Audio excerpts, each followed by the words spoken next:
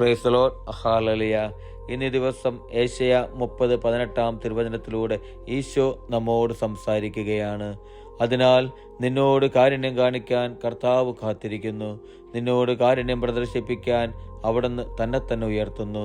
എന്തെന്നാൽ കർത്താവ് നീതിയുടെ ദൈവമാണ്.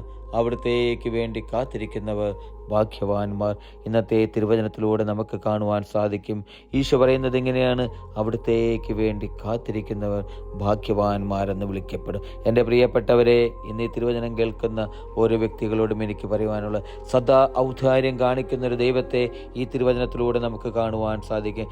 എന്നെയും നിങ്ങളെയും കാത്തു സൂക്ഷിക്കുന്ന ദൈവം, പരിപാലിക്കുന്ന ദൈവം, നമുക്ക് ജന്മം നൽകിയ ദൈവം, അവിടുന്ന് നീതിയുടെ ദൈവമാണെന്ന് നമുക്ക് ഈ തിരുവചനത്തിലൂടെ കാണുവാൻ സാധിക്കും. സദാ കരുണ ചൊരിയുന്നൊരു ദൈവമാണെന്ന് ഈ തിരുവചനത്തിലൂടെ നമുക്ക് കാണുവാൻ സാധിക്കും. എൻ്റെ പ്രിയപ്പെട്ടവരെ, സദാ കരുണയും നീതിയും ഔദാര്യവും നൽകി നമ്മെ കാത്തു സൂക്ഷിക്കുന്നൊരു ദൈവം, ആ ദൈവത്തിൻ്റെ മുമ്പിൽ നീതിയോടെ ജീവിക്കുവാൻ എനിക്കും നിങ്ങൾക്കും സാധിക്കണം. വിശ്വസ്തയോടെ ജീവിക്കുവാൻ, വിശ്വാസത്തിൽ ജീവിക്കുവാൻ എനിക്കും നിങ്ങൾക്കും സാധിക്കണം. വീണ്ടും ഒരു വരവിനായി, ഈശോയുടെ ഒരു വരവിനായിട്ട് കാത്തിരിക്കുവാൻ, പ്രാർത്ഥിച്ചൊരുങ്ങുവാൻ ഇനിയും നമ്മുടെ ജീവിതത്തിൽ നമ്മൾ മുന്നോട്ട് പോകുമ്പോൾ കഴിഞ്ഞ കാലഘട്ടങ്ങളെ മറന്ന് പുതിയൊരു ജീവിതത്തിലേക്ക് കടന്നുകൊണ്ട് ഈശോയ്ക്ക് വേണ്ടി ജീവിക്കുവാൻ, ഈശോയുടെ വരവിനായി കാത്തിരിക്കുവാൻ ഞാനും നിങ്ങളും വിളിക്കപ്പെട്ടവരാണ്.